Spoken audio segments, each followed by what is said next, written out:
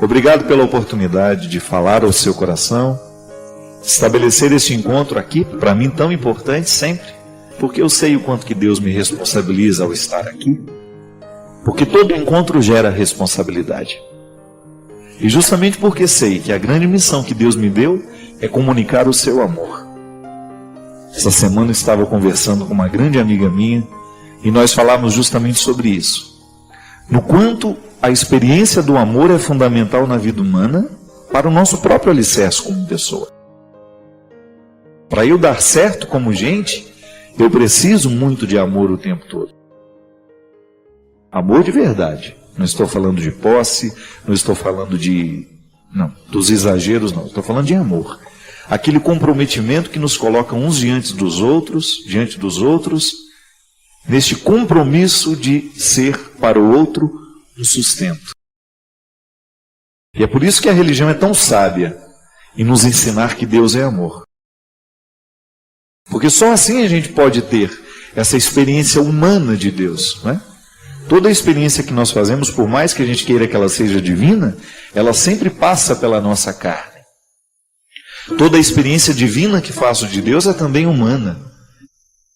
E compreender o amor de Deus e trazê-lo para a nossa vida é justamente colocá-lo dentro do contexto dos significados mais profundos que nós precisamos ter para que a nossa vida aconteça, para que ela possa dar certo. É por isso que a convicção de que Deus nos ama, de que Deus ama a mim, Deus ama você, pode realmente fazer diferença na nossa história. Porque ao acreditar que Deus me ama, eu acabo colocando dentro de mim uma série de possibilidades que só o amor pode me conceder. A partir do momento que alguém me ama, eu me sinto comprometido com esse amor e quero fazer de tudo para que a minha resposta a esse amor seja sempre saudável. Porque o amor é estímulo.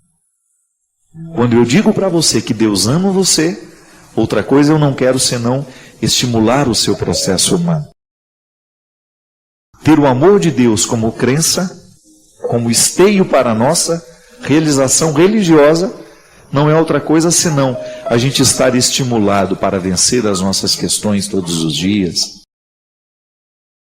Poder dormir hoje, daqui a pouco, com essa tranquilidade no coração, saber que Deus continua amando você.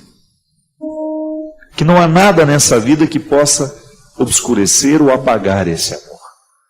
O que nós podemos fazer muitas vezes, por uma inconsequência dos nossos erros, ou até mesmo por uma atitude muitas vezes errada que nós vamos assumindo, é a gente se desprender dessa verdade.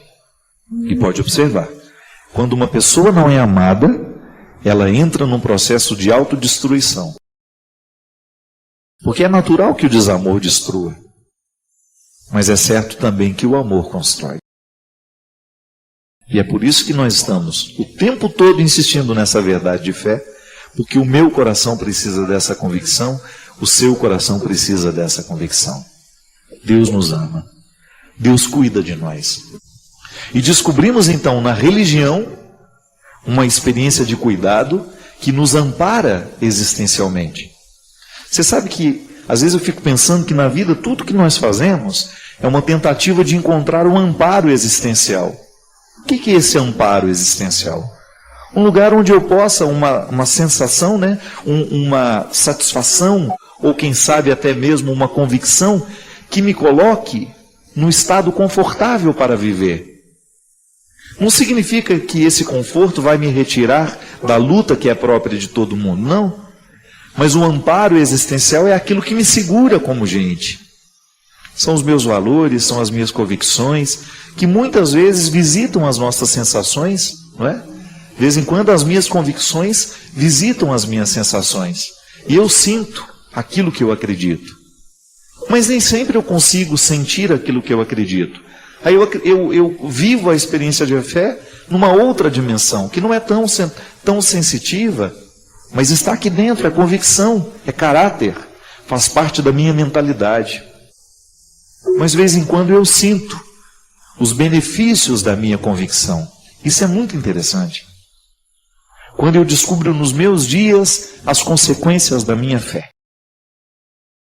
Quando você, por exemplo, deita na sua cama e você consegue resolver todos os dissabores que você teve ao longo do dia, dos desaforos que você ouviu, das coisas que não deram certo.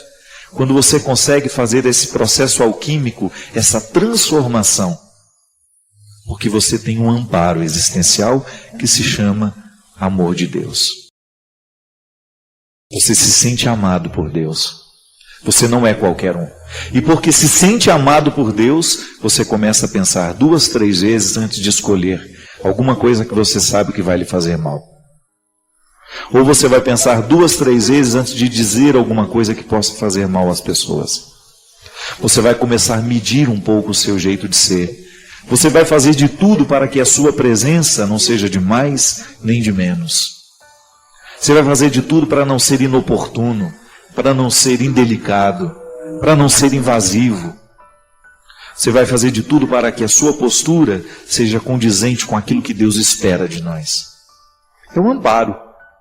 Ao acreditar em Deus, ao acreditar que Deus me ama, que Deus me quer feliz, eu construo dentro do meu coração, eu coloco essa pedra, esse fundamento, esse alicerce, para que eu tenha o meu amparo no momento em que a vida for difícil para mim. E só assim a gente fica de pé, quando nós temos bons amparos afetivos, né? E a experiência de Deus é também um amparo afetivo. Mesmo que a minha fé em Deus muitas vezes não visite as minhas sensações, eu preciso ter isso dentro de mim como uma cura de todas as minhas orfandades. Eu não estou sozinho. Eu tenho um Deus que cuida de mim. E como é que Ele cuida de mim? Me recordando, me abrindo os olhos, me fazendo o tempo todo estar consciente para aquilo que eu preciso realizar e gratuitamente esperar, pacientemente esperar por aquilo que Ele faz por mim. E nessa mistura daquilo que Deus faz por mim com aquilo que eu faço por mim mesmo, eu tenho então uma pauta de luta, uma pauta humana de transformação, um cotidiano cheio de dinâmica, que não para, não é? A dinâmica da vida humana nunca vai ter fim. Enquanto eu viver, enquanto você viver, enquanto nós vivermos, nós estaremos neste processo de transformação. Agora, quando a gente está neste processo de transformação, tendo a fé que Deus nos ama, que Deus nos quer bem, tudo é mais fácil. Porque muitas vezes os nossos problemas, as nossas lutas pessoais só serão resolvidas quando estiver dentro de nós essa convicção. Porque eu tenho valor. E porque tenho valor, sou capaz de ir à luta. Sou capaz de buscar os resultados. Sou capaz de não desanimar. É o vínculo, né? É muito importante o vínculo na vida humana. Quando você sente que você tem alguém nessa vida, você acorda melhor, você levanta melhor, você trabalha melhor. O amor faz isso com a gente. A partir do momento que nós estamos vinculados, a gente começa a ter mais cuidado com a vida que tem. Porque você sabe que o seu vínculo, você estar ligado ao outro, é instância de vida para o outro. Só assim a gente entende por que o pai é capaz de se cuidar mais depois que ele tem um filho. Porque ele sabe muito bem que esse vínculo não só lhe impõe o prazer de ser pai daquele menino, mas lhe impõe também a responsabilidade. Porque eu amo, porque eu sei que ele precisa de mim, eu começo a ser mais responsável com esse amor. E isso é corresponder, né? Eu vou cuidar um pouco mais da minha vida, eu vou cuidar um pouco mais do meu coração, porque eu agora tenho vínculos. E eu quero oferecer a minha melhor parte àqueles a quem eu estou vinculado. Uma relação respeitável, de amizade. Amizade não no sentido de ficar convivendo, não, viu? É de ser amistoso. Porque, para nós cristãos, nós não temos o direito de tratar o outro com a mesma moeda. A regra de Italião não serve para nós, dente por dente, olho por olho. Essa não serve para nós. Podemos ficar magoadinhos porque o outro nos disse coisas mentirosas, então tá bom, é só você colocar esse filtro, o que ele disse sobre mim não corresponde à verdade. Não quero isso para mim. Ou então se o outro disse uma coisa que corresponde à verdade e te magoou, você encara isso como uma oportunidade que você teve de ouvir a verdade. Mas não fique magoado por isso. Encaminhe-se. Porque se a gente não encaminha a mágoa, ela vai nutrindo, ela vai crescendo, ela vai nutrindo outros sentimentos desfavoráveis demais a nós. Por que a gente não rumina o que é bom? Por que a gente não rumina essa palavra que coloca coisas boas na nossa mente e ao invés disso a gente fica ruminando a palavra ruim que a gente escutou ao longo do dia? Você mesmo. Quantas vezes você foi deitar e não conseguiu parar de ruminar aquela palavra infeliz que alguém lhe disse no seu ambiente de trabalho? Pode ser que esteja acontecendo hoje. Você esteja extremamente chateado com uma palavra maldosa que você ouviu, ou com uma coisa ruim que você ficou sabendo que alguém fez contra você. Você leva isso para a cama e não consegue nem dormir direito porque fica ruminando isso. Aquela palavra maldita vai e volta, e não sai, provocando uma doença mental em nós, porque toda vez que nós estamos preocupados, que a gente não consegue dormir, porque o ódio está nos habitando, nós estamos adoecendo a nossa mente. Que é preciso curar o pensamento para que depois você tenha modificado o sentimento. Sim, o perdão é uma decisão racional. Você precisa elencar para você quais são os benefícios disso que você está fazendo. Porque antes de atingir o outro, o perdão é um benefício que você se aplica. É um direito que você exerce de fazer uma faxina na sua mente, no seu coração, para colocar aquela pessoa no lugar certo. Se amais somente aquele que vos amam, que valor tem nisso? Que valor tem a gente amar somente as pessoas que nos amam? Que valor tem a gente tratar bem somente as pessoas que nos tratam bem?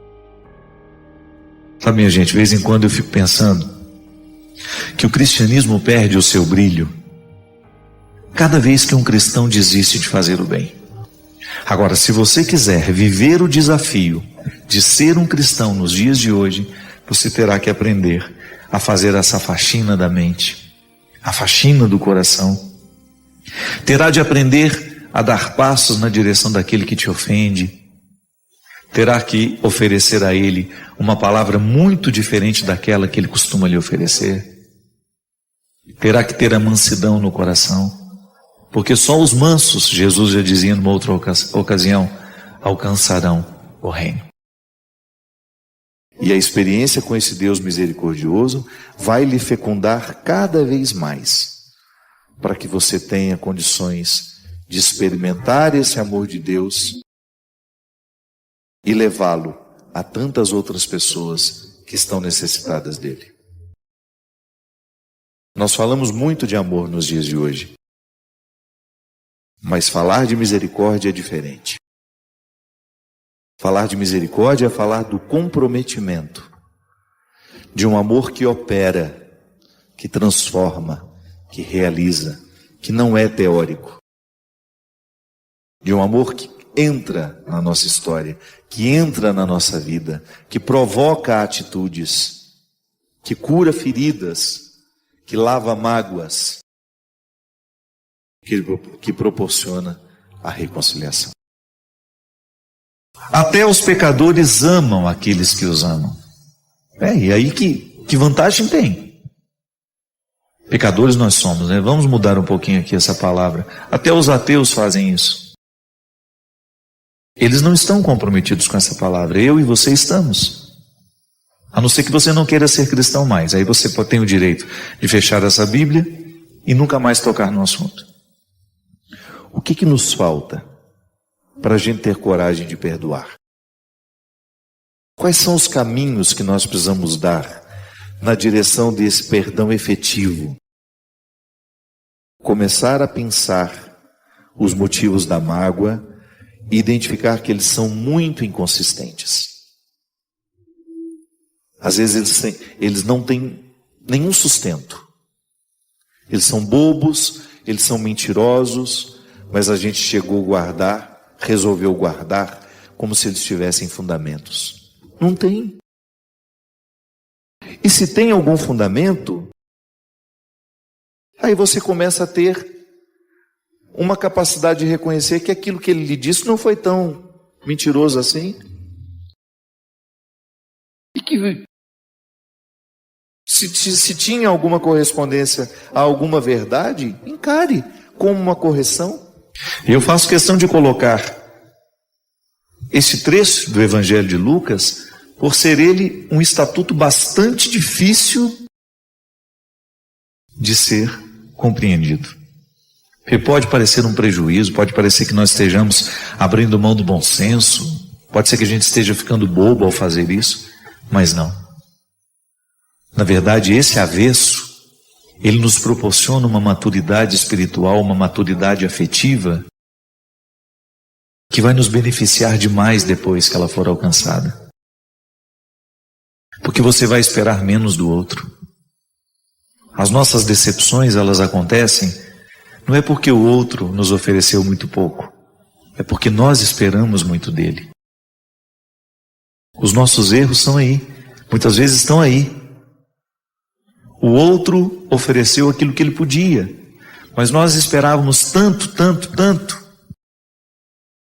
Projetamos tanto, imaginamos tanto o outro, que quando ele foi ele de verdade, não nos bastou.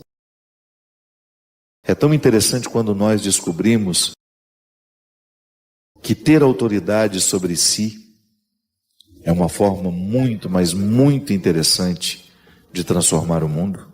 Lidere-se, tenha autoridade sobre os seus sentimentos, expulse do seu coração as mágoas que não lhe edificam e faça crescer os sentimentos nobres.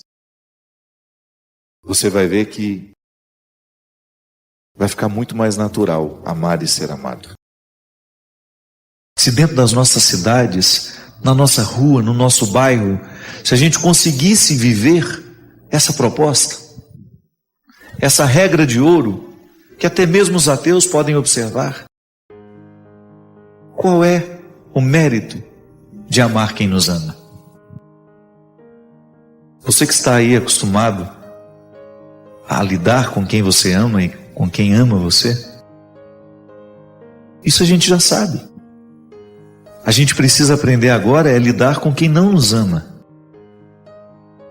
A gente precisa colocar uma semente de cristianismo entre nós que não nos amamos. Lidar com os que a gente ama, a gente já aprendeu um pouco. É claro que a gente ainda esbarra em dificuldades, porque também não é fácil lidar com quem a gente ama. A gente precisa encontrar o ponto de equilíbrio entre o não e o sim, o tanto que a gente permite, o tanto que a gente nega, o tanto que a gente cuida, o tanto que a gente precisa deixar um pouco descuidado para ver se o outro acorda. É um aprendizado constante lidar com quem a gente ama, mas é muito mais fácil lidar com quem a gente ama e por quem a gente é amado.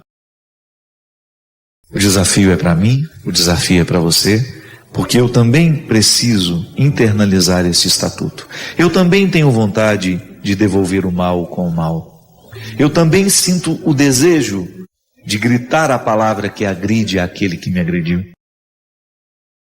Mas se nós quisermos observar a palavra de Jesus, nós teremos de quebrar o poder deste ódio dentro de nós.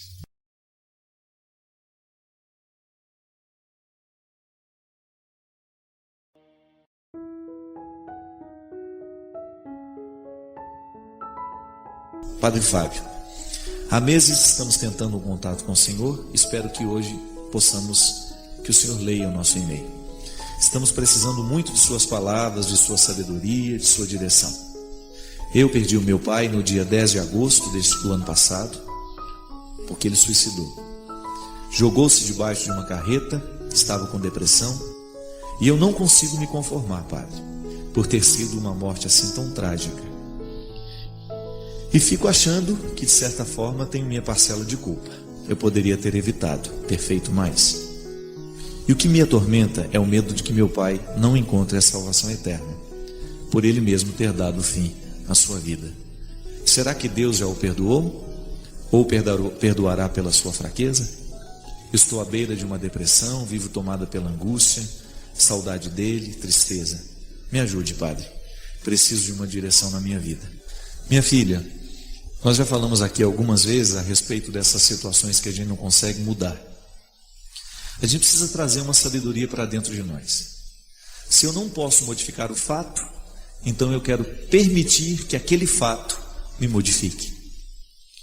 Você não tem como modificar a morte do seu pai, e qualquer pergunta que você se faça agora a respeito, se você poderia ter evitado ou não, se você poderia ter feito alguma coisa ou não, não resolve absolutamente nada. O fato está aí, e você não tem como modificar este fato. Minha gente, a vida, quando ela é absurda, o absurdo dentro da filosofia é aquilo que não tem coerência. É aquilo que não pode ser compreendido porque lhe falta coerência. Toda vez que nós temos uma realidade absurda, nós caímos no risco de cometer perguntas absurdas também, incoerentes. Porque o que é a coerência? É a liga da realidade com a pergunta. Pode ser respondida? Então, ali você tem uma liga que faz com que a realidade seja compreendida. Quando você não tem essa liga, é a incoerência. Quando eu sou incoerente, quando eu digo uma coisa e faço outra, não tem liga entre o meu comportamento e a minha fala. Minha filha, a morte do seu pai é uma realidade absurda para você, para todos nós, porque não é fácil você ver um ser humano se julgar debaixo de uma carreta por causa de um processo de tristeza. Contrário ao absurdo, no contrário do absurdo está o sentido. O que é o sentido? É aquilo que orienta uma realidade. A minha vida tem sentido. Há sentido, então, entre aquilo que eu falo e aquilo que eu vivo, porque há uma liga, há uma cola. Toda vez que nós temos uma realidade que tem sentido, nós temos então mais facilidade de lidar com ela. É a vida cheia de respostas, né? O sentido já é, de alguma forma, a resposta. Mas nem sempre nós convivemos com o sentido. Existem momentos em que o sentido vai embora e só resta o absurdo. Mas no absurdo nós começamos a preparar o sentido. Só que esse caminho só será feito se a gente se entregar aos braços do absurdo. Se você não negar o absurdo, se você olhá-lo sem medo. Porque enquanto você temer a morte do seu pai, enquanto a morte do seu pai causar culpa dentro de você, enquanto a morte do seu pai lhe angustiar mais do que ela precisa, você nunca será capaz de chegar ao sentido. Você vai ficar perdida no absurdo do que seu pai fez. Comece a construir o sentido da morte do seu pai, minha filha. Não permita que a morte dele seja absurdo a vida inteira. Ah, padre, mas é muito difícil. Ninguém disse que é fácil. Retirar uma realidade do absurdo e colocá-la no sentido dá trabalho. Requer inteligência, requer sabedoria, requer silêncio. E às vezes, minha filha, a maior dificuldade que nós temos diante do absurdo é que nós não sabemos ficar calados diante dele. Há muitos anos atrás, eu fui convidado a visitar um senhor lá do Recife. Ele estava hospitalizado em São Paulo, porque há uma semana atrás daquele dia em que ele estava internado, a netinha dele estava brincando no campo de futebol da casa, era uma família muito rica. Teve um vento, aquela criança estava sentada, enquanto os meninos jogavam bola, aquela menina de 4 anos estava sentada atrás da trave. Teve uma ventania e aquela trave caiu e esmagou a cabeça daquela criança. Aquele senhor estava internado, com problemas cardíacos, ficou muito abalado. E uma pessoa da família lá ligou pedindo que eu fosse visitá-lo. Que eu fosse ficar diante do absurdo dele. Sabe o que na verdade passava na cabeça daquela pessoa que me mandou fazer a visita? É que ao chegar lá, eu fosse construir um discurso, que eu fosse fazer toda uma explanação a respeito do acontecido, tentar convencer aquele homem do que nem ele mesmo sabia do que ele precisava ser convencido, ou até nem mesmo eu. Fiquei diante daquele homem em silêncio. Apenas disse a ele que estava ali, que se por acaso ele precisasse de mim, poderia contar comigo, que eu poderia visitá-lo mais vezes, que se ele precisasse de alguém em São Paulo, poderia contar comigo, que eu estaria à disposição. Mas eu não cumpri a expectativa daquela pessoa, sabe por quê? Cada vez mais eu estou convencido que diante do absurdo, um silêncio e uma postura amiga vale muito mais do que uma palavra inoportuna. Muitas vezes, diante dos absurdos, nós temos aquela tentação de argumentar, de dizer, porque parece que o absurdo nos coloca como pessoas que não têm resolver o absurdo. Ele não seria absurdo, ele seria sentido. E a beleza do cristianismo está aí, minha gente, em colocar dentro de nós uma humildade, para que no momento em que o absurdo tocar a nossa vida e tocar a vida daqueles que estão do nosso lado, a gente seja pelo menos fraterno, que a gente esqueça as respostas prontas, as palavras imbecis. Dar testemunho da ressurreição não significa que a gente não chore. Jesus chorou a morte de Lázaro. Dar testemunho da ressurreição é a gente não cair no desespero. Chorar é direito de todos nós. Colocar para fora o sentimento que nos abate, que nos faz sofrer. Colocar a causa do nosso sofrimento para fora, isso é cristão. E é mais cristão ainda aqueles que estão do lado e sabem acolher o sofrimento nosso absurdo. Você tem tantos absurdos na sua vida, tanta coisa que você ainda não sabe responder, tanta coisa que aconteceu e você daria tudo para você receber a resposta, mas você não tem. E aí, vai deixar de viver porque o absurdo visitou a sua casa? Vai deixar de viver porque o absurdo visitou a sua vida? Não, você vai ficar silencioso diante do absurdo, vai sofrer o que tem que sofrer e vai chegar até o sentido, até o momento em que a vida vai transformar o absurdo em sentido. E isso é possível. Todos nós que trabalhamos com o bem, o nosso principal papel, o nosso principal objetivo não é dar resposta aos absurdos do mundo, não. É ajudar o mundo a resolver os seus absurdos com calma, deixar que ele se encaminhe no processo, assim como o trilho, né? Assim como o trem desliza no trilho, deixar que também na vida a gente chegue ao sentido, mas sem forçar. Se o absurdo está aqui, nós precisamos vivê-lo. Minha filha, e a forma mais bonita que você pode viver o absurdo da morte do seu pai é você expulsar todo o processo de culpa dentro de você. Não cometa mais este absurdo, porque se o seu pai se matou por causa da angústia e da depressão, cuidado, porque você se encaminha no processo da culpa e também você corre o risco de cometer um outro absurdo, de tirar a sua vida por causa das culpas que você alimentou dentro de você. Aí nós teremos dois absurdos. E aí você não chegará ao sentido da vida do seu pai, da morte do seu pai. Tragédias o tempo todo acontecem diante de nós. E o que a gente faz? Como é que a gente reage? Se nós pudéssemos mudar a ordem das coisas, nós mudaríamos. Se nós pudéssemos evitar uma tragédia agora, nós evitaríamos. Mas se não tivemos a possibilidade de evitar, primeiro processo, olha para o absurdo que está diante de você e não permita que ele seja maior do que é. Não tema, porque toda vez que nós temos medo de uma determinada realidade, ela se agiganta diante de nós e ela começa a mandar em nós. Ter medo, minha gente, é a gente autorizar que o outro, que a gente teme, mande em nós. E Deus entra na nossa vida, Ele cuida de nós, Ele providencia, é justamente a matéria-prima da sua reflexão, da sua vida, para que você possa se encaminhar do absurdo ao sentido. Para que você possa sair daquela realidade que você não sabe dizer absolutamente nada sobre ela, até a resposta que você merece e que um dia vai tranquilizar o seu coração. E aquele que sabe viver o processo do absurdo ao sentido se torna uma pessoa extremamente sábia para ajudar os outros a viverem também.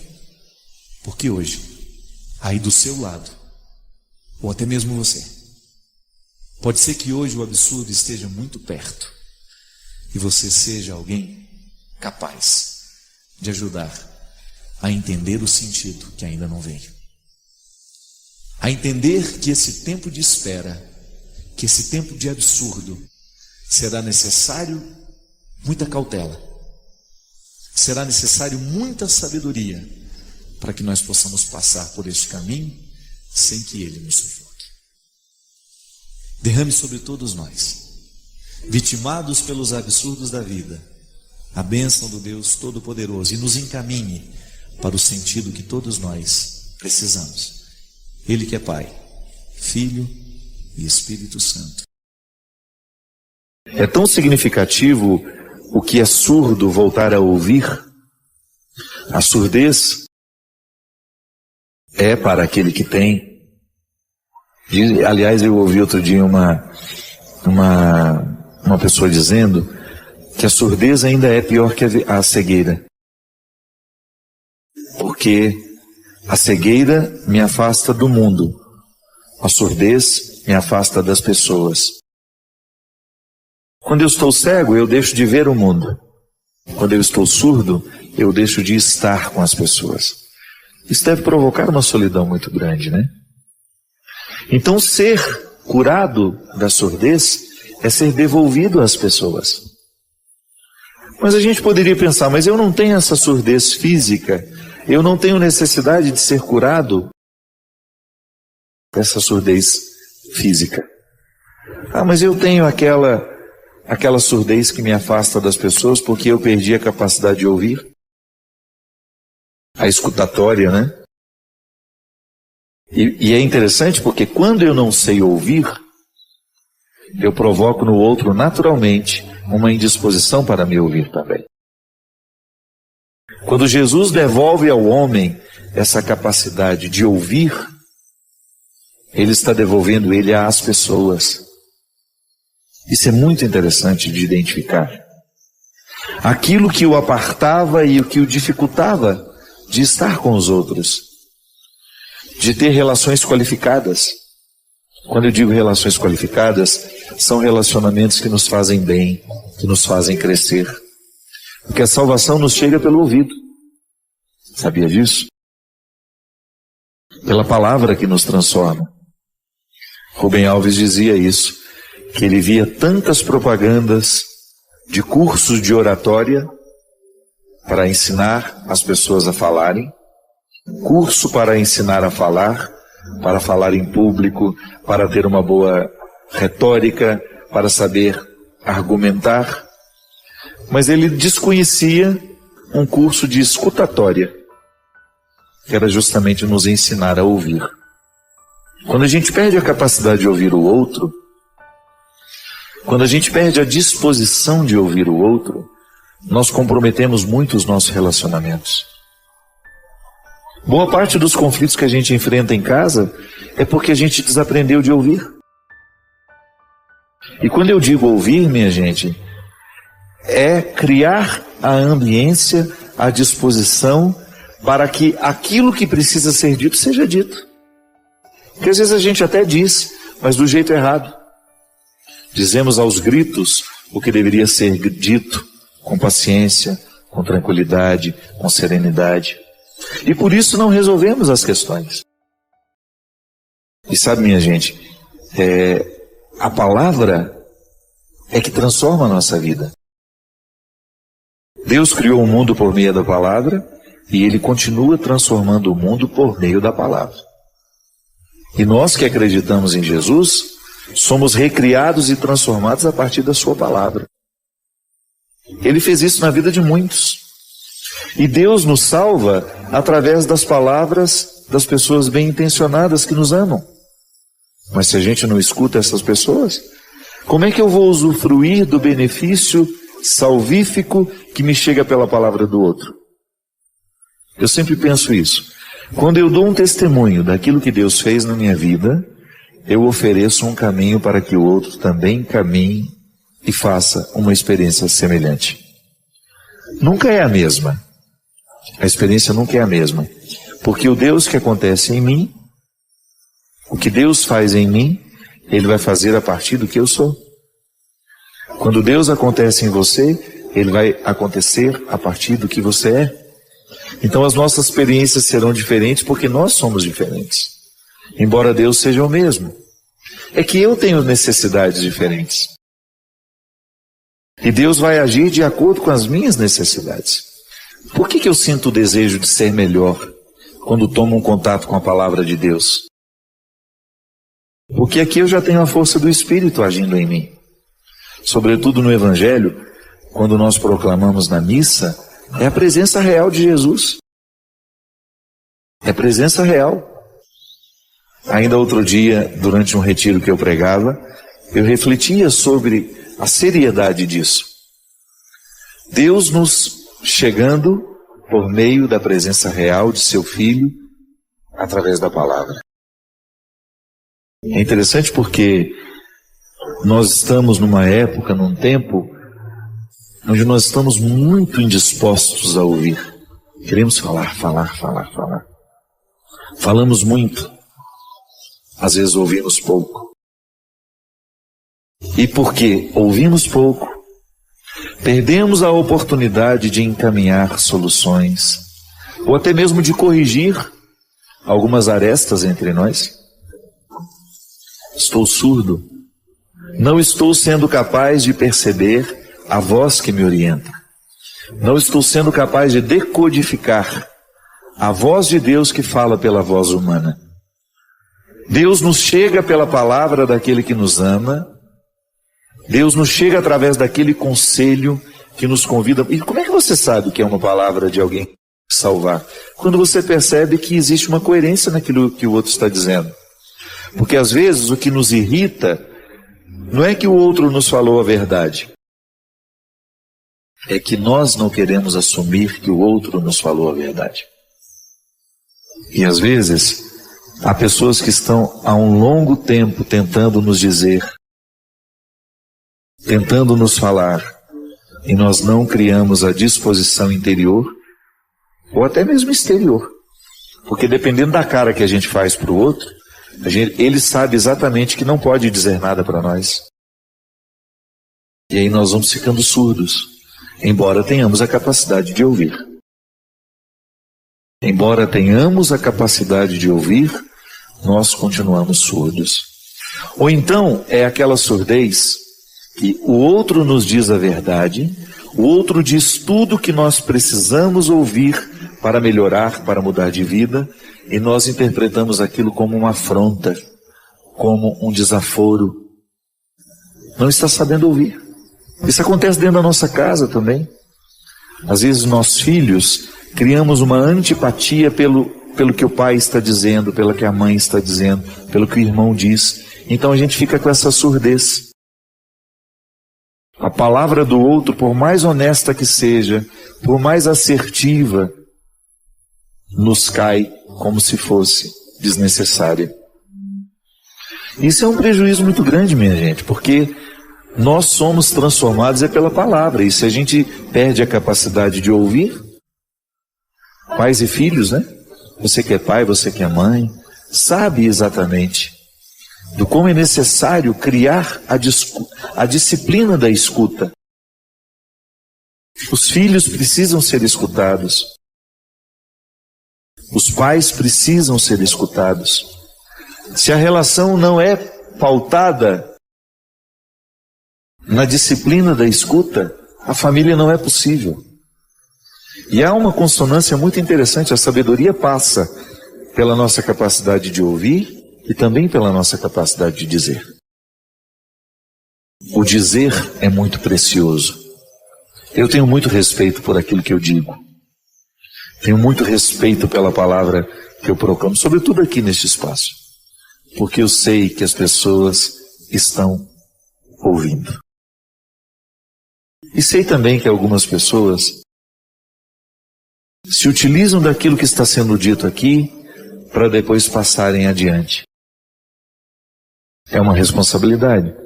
Quantas vezes as pessoas que são responsáveis pela nossa formação tentam nos dizer, tentam nos alertar daquilo que está sendo perigoso para nós, e nós temos um filtro aqui, que não permite a palavra cair dentro do nosso coração.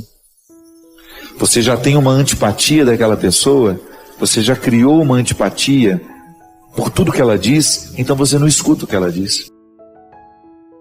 Então a gente escuta, fica irritado com o que o outro nos diz, não é porque ele não tinha razão, não. É porque ele estava coberto de razão, nós sabemos disso, mas não queremos assumir que ele tinha razão no que disse. Então, a nossa surdez também se manifesta aí. Eu ouvi perfeitamente, o outro teve condições de me dizer o que precisava dizer, e eu não considerei a verdade do que ele me dizia. Eu não percebi que aquelas palavras poderiam me ajudar a superar o que eu preciso superar. Ouvi com indisposição, ouvi com preguiça, ouvi achando que o outro está dizendo só para me encher o saco, só para me perturbar. Surdez. Quando eu estou surdo por causa do meu estilo de vida, nem mesmo aquilo que eu leio me toca. Estou tão agitado, estou com uma vida tão corrida, que não tenho a feliz oportunidade de ser tocado pelas palavras. Então, eu sei que muitos de nós muitos precisam viver a cura, a dinâmica da cura, da surdez e da fala.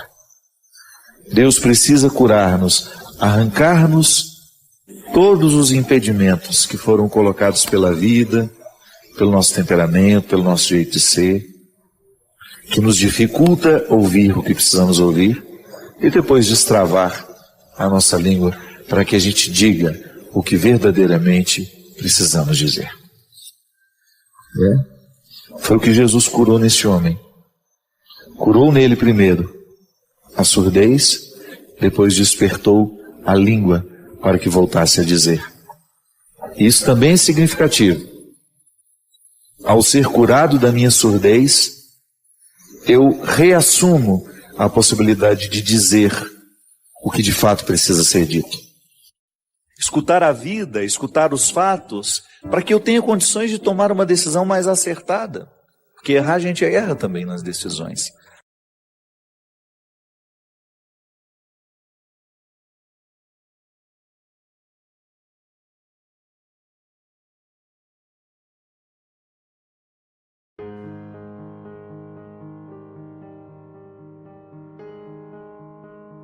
Padre Fábio, a sua bênção. Meu nome é Wanda, tenho 51 anos, sou católica e até hoje não me sinto realizada, nem mesmo profissionalmente. Gostaria de saber se o que sofremos hoje pode ter influência dos nossos antepassados. Resumindo a pergunta, né? O fracasso pode ter influência dos antepassados? Minha filha, toda influência ela é sempre permitida. Claro que existem coisas que nos condicionam, né? À medida em que a gente vai sendo educado, a gente vai recebendo as marcas do pai, da mãe, das pessoas que tiveram mais influência sobre nós. Isto é antepassado, né? Que não é só familiar, mas é também a estrutura em que você foi criado. Isso pode nos influenciar? Claro que pode. Nenhum ser humano é por acaso. Nós somos frutos dessa construção aos poucos, né? Nós somos frutos como se fosse um quebra-cabeça que vai sendo montado. Agora, como é que nós podemos corrigir dentro de nós essas influências? Eu particularmente já encontrei muitas pessoas que não conseguem ficar amigas da própria história que teve. São pessoas que se negam o tempo todo. Gente, o passado, ele tem que servir para nos orientar para uma vida boa hoje. A gente às vezes já tem que fazer a pergunta, né? O passado é que me pertence ou sou eu que pertenço ao passado? Quem é que administra quem? Sou eu que estou administrando o passado ou é o passado que está me administrando? O grande problema da influência dos antepassados, e sobretudo as negativas, porque a gente só lembra as negativas, né? Dificilmente você vê uma pessoa celebrando os antepassados com alegria. Pô, foi tão bom aquele tempo, a influência daquele avô, a influência daquela professora. Geralmente a gente se recorda das influências que foram ruins, porque o ruim é aquilo que está fora do lugar, né? Então, reconciliar-se com esse passado é tão importante porque o dia de hoje, ele depende dessa reconciliação. Eu gosto, já dei esse exemplo aqui uma vez, vou voltar a falar disso. Eu não suporto papel jogado dentro do carro. Eu sou quase neurótico com isso, né? O meu carro está sempre com tudo dentro do lugar, porque aquilo me irrita. Você entra dentro de carro, organizador de evento, então é uma tristeza. Você entra, tem 400 mil cartazes lá dentro, você não tem nem como entrar a pessoa. Ainda quando põe aquele cachorro com a cabeça para fora, que ele é pior ainda, né? Um carro desorganizado, um quarto desorganizado, vou dar o exemplo do carro. Se eu entro dentro do meu carro e existem coisas jogadas ali, tem uma garrafa d'água que eu tomei semana retrasada. A bichinha está jogada ali no canto. Não teve uma boa alma para tirar e jogar fora. Aí tem uns chicletes que você chupou, mastigou 300 vezes, 400 vezes, você gruda ele debaixo. Tem gente que faz isso. Amanhã eu continuo ele. Tira, guarda, amanhã você continua. Tem prestação vencida de 4 meses atrás, está lá dentro ainda. Você pagou, naquele dia que você pagou, você não tirou do carro. Começa a lembrar. Tudo aquilo que está dentro do seu carro, que é antepassado, faz parte de um tempo que não é hoje. Minha gente, é impossível a gente se sentir bem num ambiente que está marcado por descuido, por situações que já deveriam ter sido cuidadas. Eu não dou conta de ver uma garrafinha de água que já foi bebida há mais de 4 dias atrás e ela ainda continua vazia, julgada ali no lugar onde deveria estar limpo. Na nossa vida afetiva é a mesma coisa, não é diferente. Se a gente não organiza os sentimentos de hoje, é bem provável que daqui 3, 4 meses isso venha nos fazer mal. É como a digestão, a gente tem que fazer a digestão emocional também das coisas. A influência do antepassado sobre nós, ela vai acontecer à medida que a gente não der um jeito na limpeza dessa história, entendeu? Como é que eu poderia, por exemplo, me sentir condicionado por aquilo que o meu pai fez de errado na vida e que repercutiu dentro de mim? Não é meu caso, estou dando um exemplo. Digamos que você teve um problema, o seu pai apanhou demais do pai dele e trouxe essa marca para o jeito dele de ser seu pai. Então você viveu essa marca negativa. Olha, minha gente, a pior coisa que tem é quando nós nos acostumamos com os nossos defeitos. Quando a gente já não tem mais disposição de mudar. Aquela pessoa que feriu a vida inteira, que foi grosseira a vida inteira e que não admite a possibilidade de ser dócil. Quando ela vive para machucar todo mundo que está do lado. Você conhece gente assim? Ou às vezes você reconhece que você é assim? Ou aquela pessoa invejosa que não é capaz de ver absolutamente nada de positivo no que o outro faz, só fala em primeira pessoa o tempo todo, eu fiz isso, eu fiz aquilo, e não consegue reconhecer valores no outro, só é capaz de abrir a boca para apontar os defeitos. É terrível quando nós descobrimos que nós assumimos uma postura mortal. Porque isso é terrível. Uma coisa é você ter um pecado, você cometer uma atitude pecaminosa. Outra coisa é você se transformar num pecado. E muitas vezes isso acontece. Quando eu me transformo numa pessoa que que tem como combustível o pecado. Eu só ajo a partir do meu pecado. É o meu pecado que me impulsiona. É aquilo que a gente dizia. É quando nós percebemos que Deus já não está tendo mais chance na nossa vida. Quando nós percebemos que nós já perdemos, que já estamos longe do objetivo que Jesus colocou diante dos nossos olhos, que é a vida de santidade. O que é a vida de santidade? Vida de perfeição, mas o que é essa perfeição? É a harmonia interior que todo ser humano precisa ter para ser leve no dia a dia, para dar conta da vida, para ser capaz de conviver com as pessoas sem julgar nela todos os espinhos que fazem parte de nós. É igual o porco-espinho, né? O porco-espinho sabe que ele tem espinhos pelo corpo. E cada vez que ele se aproxima, é a primeira coisa que ele solta, é o espinho que tem. Nós muitas vezes agimos assim. E aí nós nos transformamos no pecado que a gente comete. Isso é terrível. É por isso que a gente precisa ter essa simplicidade. De todos os dias a gente voltar a tomar consciência de quem nós somos. O que nós estamos fazendo com aquilo que nós somos? Quem a gente pode ser? E o que a gente está fazendo para poder chegar àquilo que a gente pode ser? Lembra que a gente falou que era um processo? É como uma caminhada. Eu estou aqui, preciso chegar aqui. Eu tenho metas, eu preciso ter metas. Eu não vou chegar aqui se eu fico parado o tempo todo aqui. É por isso que nós temos, não importa o tanto de defeito que a gente tenha. O que importa é o que a gente está fazendo com os defeitos que nós temos. É isso que vai distinguir uma pessoa das outras. Eu que vivi o tempo todo, boa parte da minha vida, eu vivi dentro do seminário. E eu posso dizer para vocês da minha experiência pessoal.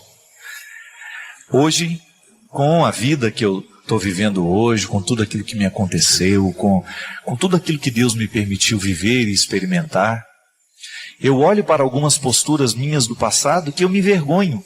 Eu fico muito envergonhado. Eu fico pensando, oh meu Deus, como é que eu consegui agir daquele jeito? Como é que eu consegui acreditar que aquele jeito de ser era correto? Como é que eu podia descobrir, como é que eu podia conceber um jeito de ser padre, um jeito de ser seminarista, um jeito de ser religioso naquela época? E hoje, minha gente, eu não tenho medo mesmo, eu preciso dessa coerência. Eu preciso buscar o tempo todo esclarecer diante do meu contexto, que não é fácil. Eu tenho um contexto de vida extremamente complexo. Tem muita gente ao meu redor. Eu trabalho com muita gente. E nós precisamos o tempo todo clarear as nossas intenções. Graças a Deus eu estou rodeado de pessoas que estão muito comprometidas com o meu jeito de ser padre. É o jeito que eu tenho de sobreviver, de não cair, de não me perder. Mas você também vive a mesma dificuldade que eu. Num contexto diferente, numa realidade diferente, mas você também precisa ter a sua coerência. Como pai, como mãe, como irmão, como filho, como amigo. Não há ser humano neste mundo que esteja livre de buscar essa coerência.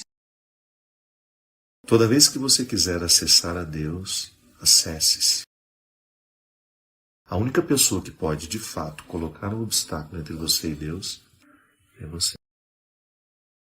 Sendo você um lugar onde Deus habita, da mesma forma como Ele me habita, Ele é tão grande que Ele habita todos os lugares sem perda, sem estar mais, sem estar menos. Você poderia dizer, Padre Fábio, mas Ele está mais no Senhor do que em mim. Não.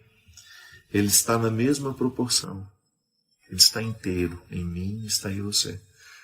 Por que às vezes Ele não manifesta em mim e se manifesta em você? É porque eu coloco os obstáculos.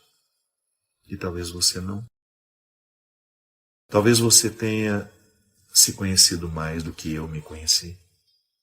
Quanto mais você se conhece, mais Deus fica transparente. Porque você fica menos refém dos seus limites. Você fica menos refém dos seus traumas. Quanto mais você se corrige terapeuticamente, mais Deus tem a oportunidade de se manifestar em você e através de você. E às vezes eu não vivo esse processo que você vive, mesmo sendo eu padre. O pastor fala. Não. O líder isso, o líder aquilo. Qualquer liderança religiosa que queira colocar um obstáculo entre você e Deus, não acredite. A única pessoa capaz de realmente colocar um obstáculo entre você e Deus. Eu quero lhe pedir que hoje você tome consciência de que o seu corpo é um lugar onde a bondade habita. Mesmo você tendo sofrido tanto, mesmo você já tendo provocado tanta maldade no mundo, você continua sendo o território da bondade, casa da bondade. Permita que a bondade visite o mundo através do seu corpo. Amanhã, quando você for trabalhar, quando você for encontrar as pessoas, permita que as pessoas encontrem a bondade através de você, em você. Permita que Deus ande pelo mundo através do seu corpo. Permita que Deus cure o mundo através dos seus gestos. Pense nisso. Nesses braços, nessas pernas, nessa boca, nesses olhos, nessa cabeça, Deus mora. Isso é lindo, minha gente. A gente viva isso. Nós somos um instrumento da paz. Nós somos um instrumento do amor. Nós somos um instrumento da verdade. Fazei-nos, Senhor, mas nós já somos. Só precisa acordar essa vocação que está em mim, que está em você. E volto a dizer, sempre que você for visitado, visitada pelo pessimismo, de achar que Deus prefere o outro, prefere estar no outro a estar em você, recorde-se desse dia, dessa noite. Deus não escolheu sair de nós. A escolha de Deus é sempre permanecer em nós, para que permanecendo em nós, Ele possa andar pelo mundo com as nossas características. Isso é lindo. Deus tem uma forma muito particular de estar no mundo, através das suas características. Deus visita o mundo através da sua idiosincrasia. Deus visita o mundo a partir do que é próprio seu. Então, há detalhes dele que eu não posso mostrar ao mundo. Só você pode. Não se despreze. Lembre sempre disso. Há uma face de Deus que só eu posso mostrar ao mundo. Há uma face de Deus que só você pode revelar. Não perca essa oportunidade. Que o Deus Todo-Poderoso derrame sobre os nossos corações, sobre as nossas vidas, a sua bênção. Ele que é Pai, Filho e Espírito Santo. Obrigado pela companhia, obrigado pelo carinho e até uma próxima oportunidade.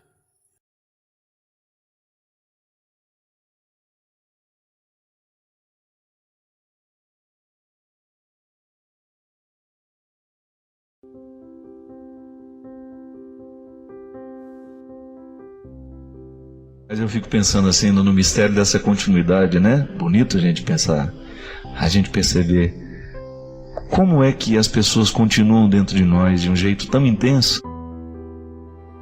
As pessoas não terminam. E elas não terminarão à medida em que elas continuarem amadas assim. Quando você percebe que a sua fala está impregnada pela sabedoria de uma mulher que nunca frequentou a escola. A minha mãe não teve oportunidade de ir para a escola.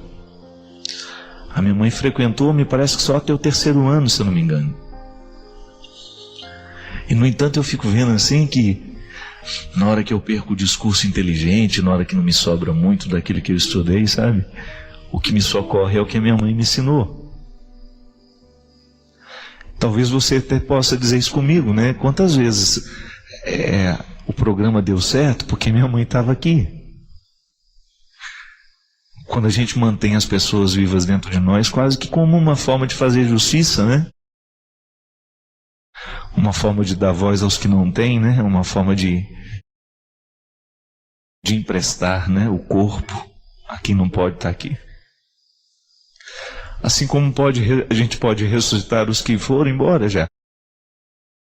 Outro dia eu estava pensando, a minha mãe sabe assim, ela sabe o quanto que eu amei o Robinho, né? E eu me lembro que quando ele morreu, ela foi a pessoa que mais ficou do meu lado, assim, naqueles dias. Porque ela sabia do quanto nós éramos amigos e ela sempre me dizia isso. Que era uma amizade que ela admirava muito. E eu fico pensando assim, nessa capacidade que às vezes a vida nos dá de o outro continuar dentro de nós. A gente já não sabe mais dizer o nome da gente sem a gente lembrar o nome dos outros também, né? Quando você percebe que por uma força misteriosa as pessoas já morreram, elas não existem mais, mas de alguma forma elas estão legitimamente representadas naquilo que a gente é. E eu agradeço muito a Deus por isso, sabe? Agradeço a Deus pela oportunidade de poder experimentar na minha carne o que os discípulos experimentaram. O mistério da ressurreição de Jesus, assim, quantas vezes a minha mãe ressuscitou Jesus dentro do meu coração? E me lembro, sabe, que um dos momentos importantes da viagem na Terra Santa para mim foi quando nós íamos entrar dentro do Santo Sepulcro. Eu me lembro que naquele dia eu tinha peregrinado com outro grupo, que não era o que a minha mãe estava. Aí eu corri, né? Na hora que eu cheguei lá no Santo Sepulcro, eu corri e procurei onde ela estava, porque eu queria entrar lá dentro com ela. Lá entram no máximo 3 pessoas juntas, né? Porque na minha experiência de homem, né, de filho, quantas vezes um ressuscitou o outro, sabe? Naquilo que não era fácil, né? Eu não tenho medo do que eu sofri, do que eu sofro, ainda hoje, né? E eu fico vendo assim, né? Eu me lembro que, aí eu corri, eu vi que ela já estava quase entrando no sepulcro já. Eu segurei na mão dela e falei assim: mãe, eu quero entrar com a senhora aqui dentro. E a gente tocou aquela pedra junto, sabe? Assim como tantas vezes a gente tocou em tantas coisas juntos.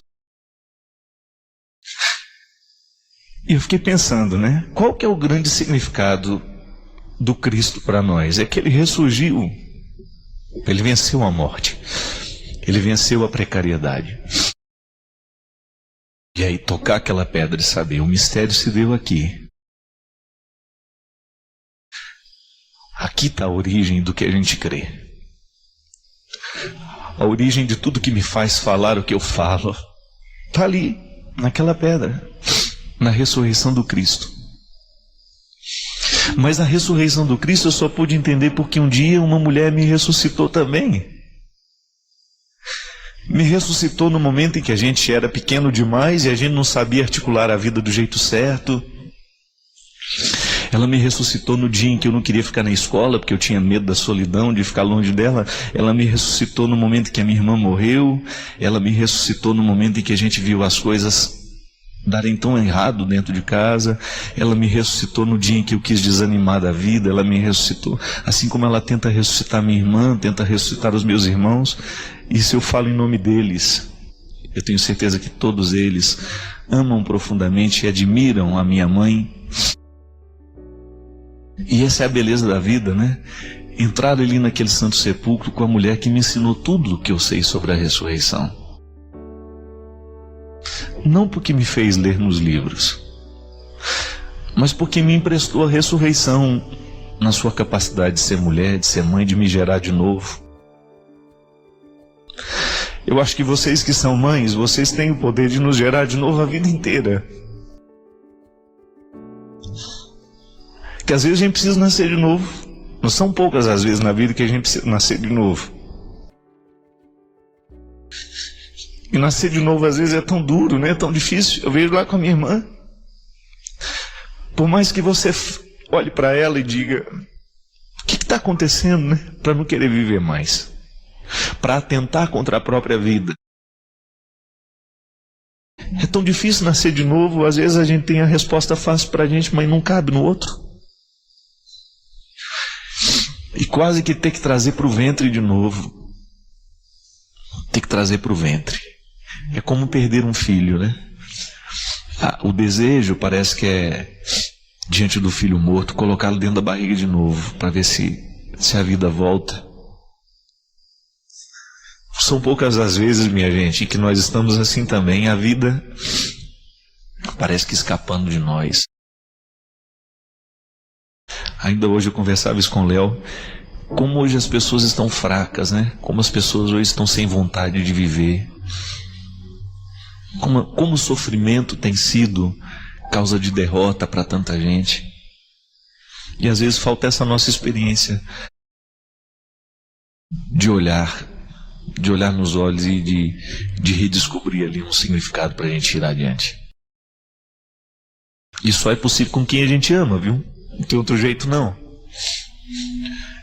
E só é possível quando a gente olha nos olhos de quem nos ama mesmo, de quem sabe tudo sobre nós, ou que sabe boa parte daquilo que nós somos.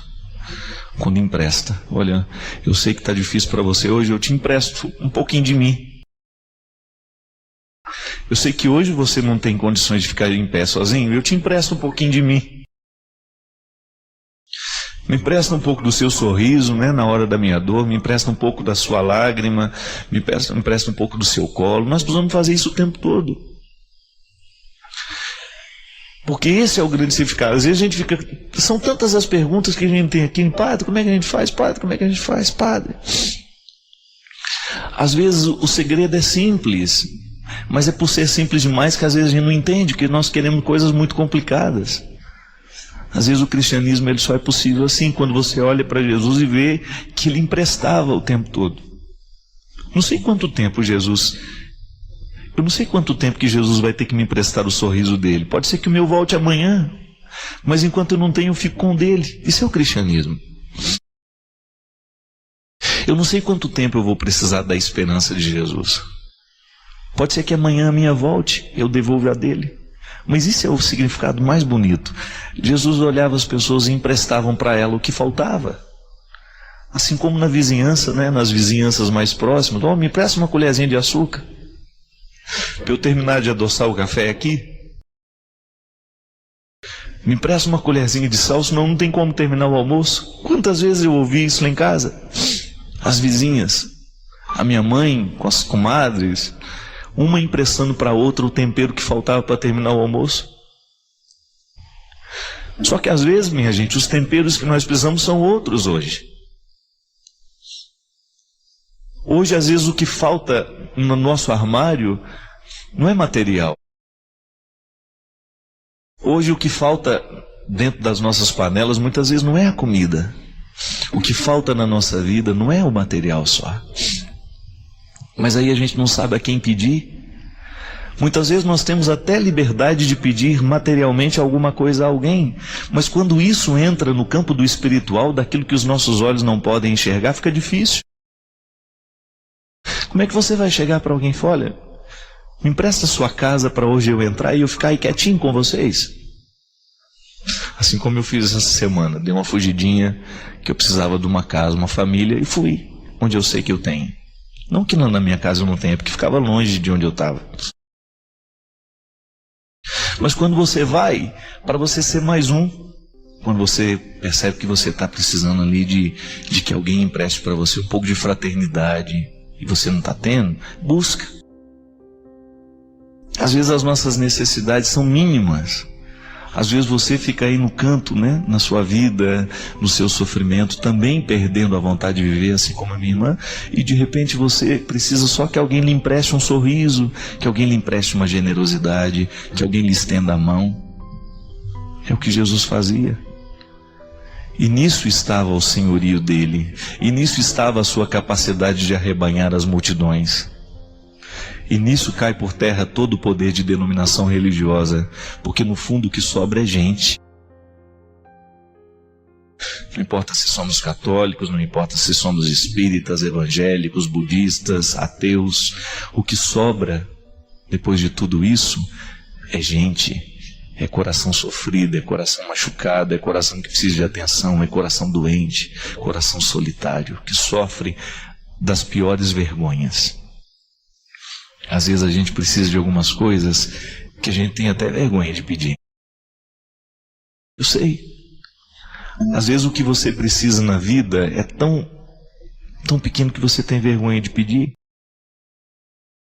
Mas aí quem sabe seja a hora de nós então modificarmos o nosso jeito de olhar para as coisas, para as pessoas. Se eu esquecer o que Jesus me ensina, se eu esquecer o que Jesus me faz crer, se eu esquecer o que a dona Ana me ensinou a respeito dele, se eu retirar a pedra daquele santo sepulcro, se eu esquecer o que aconteceu ali, eu não tenho nada, absolutamente nada de novo para inventar, para dizer e para solucionar aqui, para propor, não. Agora, quando a gente olha para Jesus e a gente descobre que ele tem uma capacidade imensa de nos emprestar sentido, aí então a gente descobre o sentido que nos falta. Porque se ele tem e eu posso ter, a partir do que ele me oferece, A minha missão de padre é a sua de padre. Eu sei que tantos padres nos assistem. É a sua missão de religiosa, é a sua missão de cristã. A possibilidade de você aproximar-se de alguém que não tem aquilo que você tem. Então hoje eu estou cheio de esperanças, eu estou cheio de alegria. Eu me aproximo de quem não tem e empresto. Mas não é aquele empréstimo que a gente pega de volta, não. É o empréstimo porque é mútuo, né? Assim como eu estou dando alguma coisa, eu também estou recebendo. E nisso está aquilo que eu falava. A gente continua nas pessoas, a gente não termina, não. A gente não termina. A gente vai assim, como se fosse um exercício de continuidade. A gente vai na ponte. Pessoas são como pontes, viu? As pessoas representam na nossa vida o mesmo que as pontes representam nas estradas. Existem algumas estradas que a gente só pode continuar porque houve uma ponte para nos levar adiante. Existem estradas e lugares que só poderão ser conhecidos se a gente atravessar a ponte que nos separa. Eu me lembro que um dos maiores medos que eu tive na minha vida, minha gente, era uma ponte de ferro. Sabe essas pontes de estrada ferroviária que cortam as cidades muitas vezes? Uma que tem lá em Formiga até hoje. E eu não tenho vergonha de falar que eu tenho medo até hoje da ponte. Porque aquela ponte, ela era famosa por ser perigosa. Ela ficava sobre o rio Formiga, ali na região da Vargem Grande, e ali o trem passava. Então se a gente fosse pego no meio daquela ponte, no momento que o trem passava, meu Deus do céu. E eu tinha muito medo daquela ponte. Tanto é que o outro lado do asfalto, o outro lado da ponte, era um lugar que para mim era fascinante, porque era um lugar que eu nunca tinha ido. Eu me recordo que a primeira vez que os meus irmãos me pegaram no colo, eu me lembro que foi o Camilo que estava comigo. Ele ia muito naquela região, para ir na casa do Mazinho, um amigo dele lá. Quando ele me colocou no colo, estava ele, mais um monte de amigos dele, mais alguns meus. Ele me fez atravessar a ponte, mas ele me levou no colo. E eu olhava para baixo, aquele medo, aquele pavor de olhar aqueles vãos, né? A ponte de ferro, ela é cheia de vãos, e aquelas toras de madeiras por onde passa e em cima vai o trilho. Se o meu irmão não tivesse me colocado no colo, eu jamais teria tido coragem de atravessar. Por isso eu digo, pessoas são como pontes, que nos ajudam a atravessar, que nos ajudam a superar o medo, que nos ajuda a ir adiante. Pode ser que em muitos momentos da sua estrada, você não vá adiante porque você tem medo da ponte. Não tenha medo. Depois daquela ponte existe uma realidade que você só vai conhecer se você tiver coragem de ultrapassar, de vencer o medo que lhe paralisa. Medos muitas vezes têm o poder de nos paralisar. Mas a ponte está ali. E enquanto você temê-la, você não vai conseguir chegar do outro lado. Então não tenha medo. Desafie-se a chegar lá. Há muitos lugares que estão preparados e reservados para você. E Deus faz questão de colocar você no colo e de fazer você chegar lá. Com a força de seu Filho Jesus, que é um especialista em humanidade. Jesus é especialista em humanidade. Jesus é especialista em atravessar pontes perigosas. E nós vamos com Ele. Derrame o Deus Todo-Poderoso sobre a sua vida, a sua bênção. Ele que é Pai, Filho e Espírito Santo.